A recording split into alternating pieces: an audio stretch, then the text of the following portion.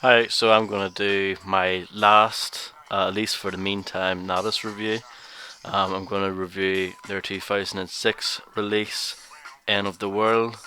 It was so after Wicked Worldwide, they did an album called Godlike, which was originally supposed to come out in 2001, and it was supposed to be released on Gotham Overcore, as per that was the Esham's label at the time. But unfortunately, Gotham Overcore went under. They went out of business towards the end of 2001, and yeah, everything went kind of pear shaped. Esham ended up going to Psychopathic Records for a while, and for that Godlike Natas album, they did just a one-off release on, I think it was like Number Six Records, some small, just obscure small label, and yeah, I guess you could say Natas kind of split up at that point because Esham and TNT were sort of doing work on the psychopathic end of things, and Mastermind had kind of struck out onto his own, doing his own thing. So yeah, this sort of marks the return of Natas, so to speak, but at the same time, not really because Mastermind really isn't on this album that much at all. He's only on one track, the title track, and the rest of the album is just Esham and TNT. And I don't think that's a bad thing. Um, Mastermind was all over the previous albums, and it's nice to hear more TNT because I feel like he's somewhat utilized compared to the other two. So it was nice to see him get more of a spotlight, especially now that we know that he's no longer with us, and unfortunately he never put out a solo album. So um, I don't, as a result, I don't miss Mastermind too much on this album, but it does kind of hurt this album as far as being, a proper Natas album.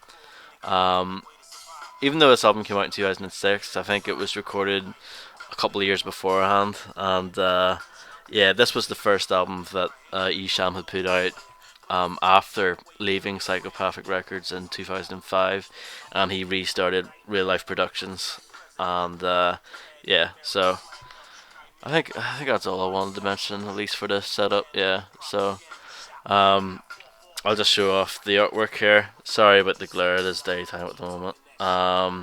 You've got like the world blown up in the middle, and you've got like the red Natas logo. It looks very cool. The artwork's actually very good in this.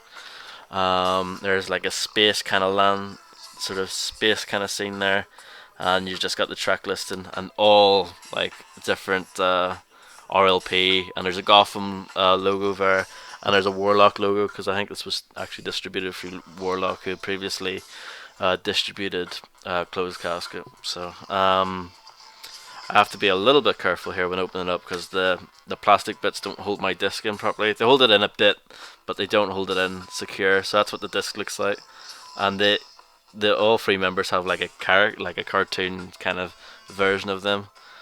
I'll show it off a little bit better, hopefully, with the there. So yeah, that's supposed to be Sham on the left, TNT in the middle, and Mastermind on the right. It's weird that they're sort of making it seem like Mastermind is on this album. Well, I mean he is, but it's a little bit strange because he's only on one song. And then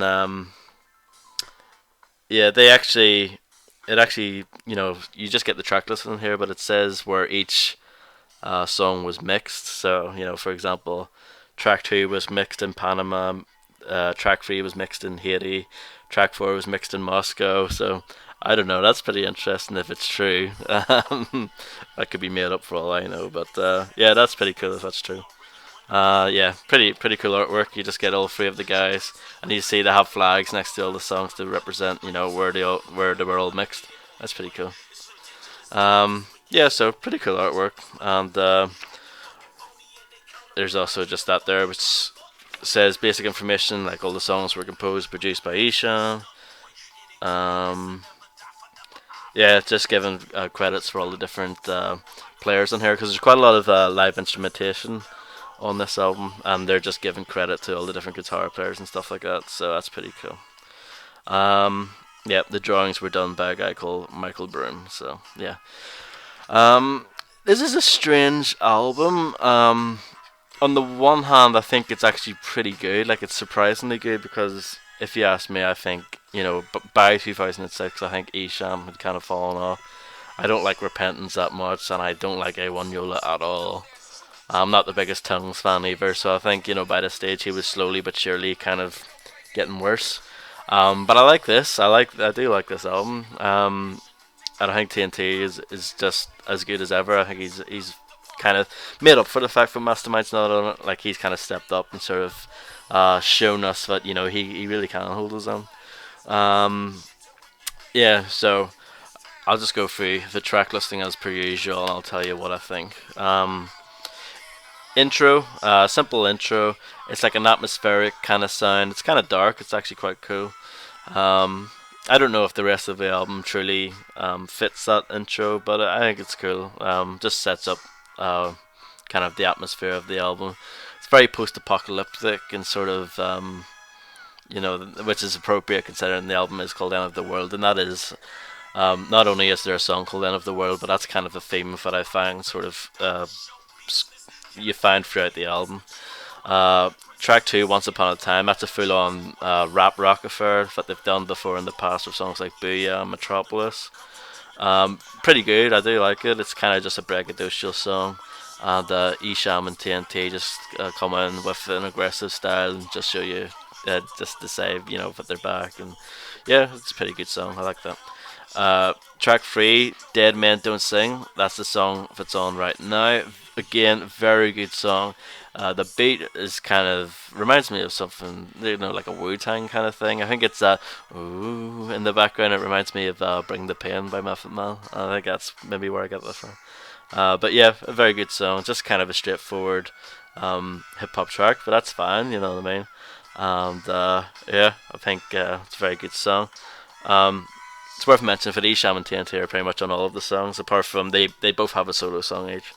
Um, so it's not really worth saying, who's on what here because they're pretty much both on everything.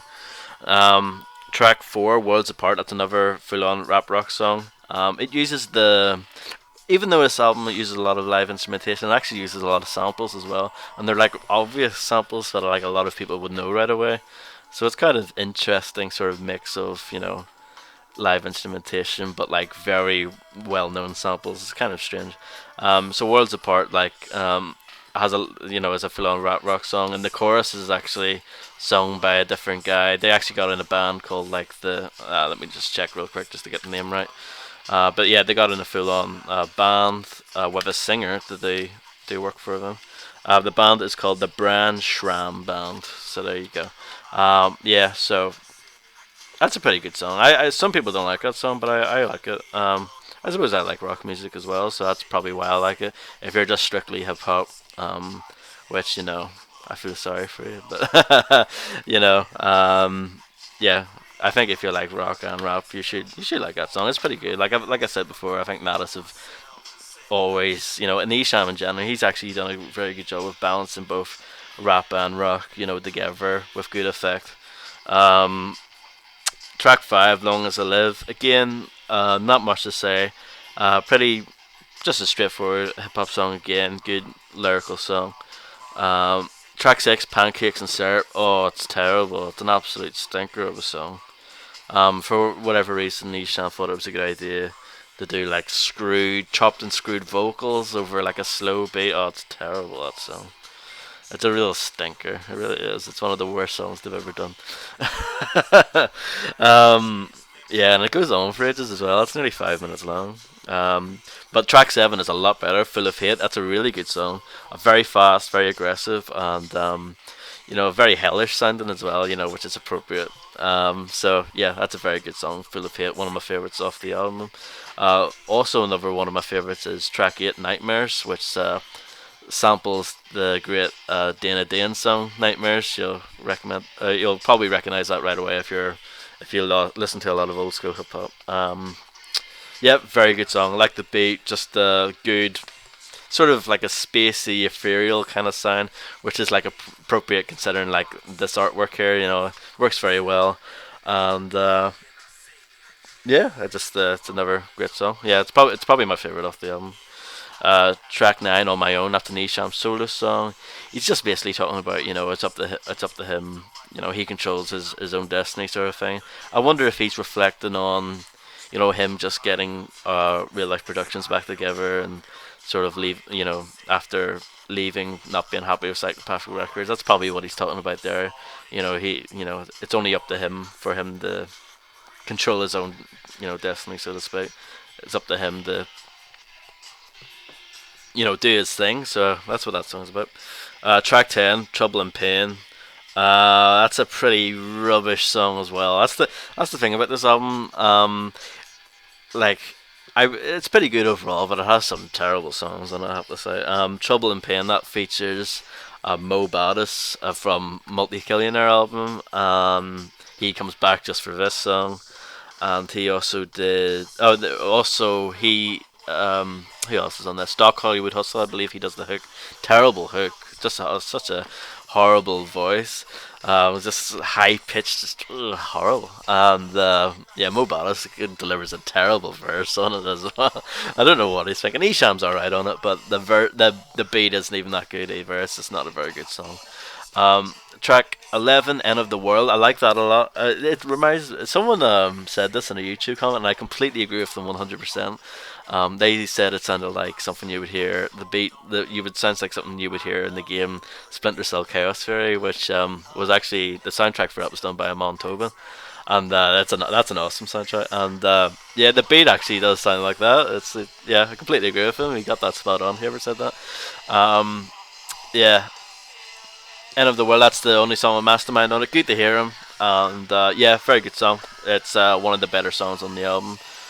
See You in Hell. Also, that's track 12. Also, pretty good song. Track 13. It's a question mark song. I've had my rant about question marks already on the Multi-Killionaire video. Check that out if you haven't. Yeah, that's a pretty rubbish song as well. I think that was the one that was playing before this. This is Worlds Apart playing now. Track 14, Crazy Town. That's a TNT solo song. I like it. It's good. Yeah, I enjoyed that. Track 15, Ends Always Talking a Lot of Shit. It's okay. I like sort of the sort of jazz samples and stuff like that that he's thrown in there. It sounds pretty different from the rest of the album, which is I like, but the actual song isn't really that good. I don't really like the rapping on it. And then track 16, Why You Gotta Lie, which takes two parts of very famous songs and mashes them together. Let's just say it takes the main riff from a band which starts with an M, and ends with an A, and yeah, and the drums is from a band which starts with an A and ends with an H, and yeah, he tried to mash those things up, and it sounds a bit strange, but it's actually quite a good song. Yeah, Why You Gotta Lie. It's actually not that bad. It's it's one of those things where I don't know where he got the idea to sample two very obvious songs and mash them together like that, but it actually works surprisingly well. And yeah, that's the album. It's a weird album. It's doesn't have all three of the members on it. I think the album sounds a bit thrown together at times. Like it sounds more like a mixtape than an actual album. But overall, I actually do like it. I think it's pretty good. It's probably one of their weakest albums overall. Um, but still good though. I recommend it. It's out of all the Natas albums, it's by far their least expensive, and yeah, I recommend it. I think it's a pretty good album.